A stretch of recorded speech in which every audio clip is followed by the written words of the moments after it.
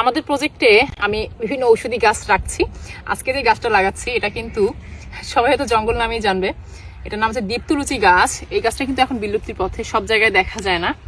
Anti hair fall plant বলা যেতে পারে। এটা চুল পড়া রোধে দারুণ কাজ করে। সো আমি অনেক খুঁজে খুঁজে কিছু গাছ আজকে নিয়ে আসছি, নিয়ে এসে আমাদের এই জায়গাটাতে লাগাই দিচ্ছি।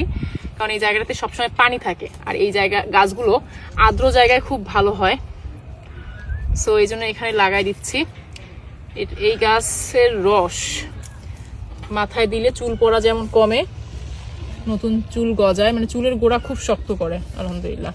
যেমনটা আমলকি করে, কাঁচা আমলকি বেটে মাথায় দিলে কিন্তু চুল পড়া আল্লাহর রহমতে কমে যায়। সো আপনারাও বাসাতে এই গাছ রাখতে পারেন, সপ্তাহে অন্তত একদিন এই পাতার রস মাথায় দিতে পারেন, ইনশাল্লাহ মাথার চুল পড়া একদম কমে যাবে।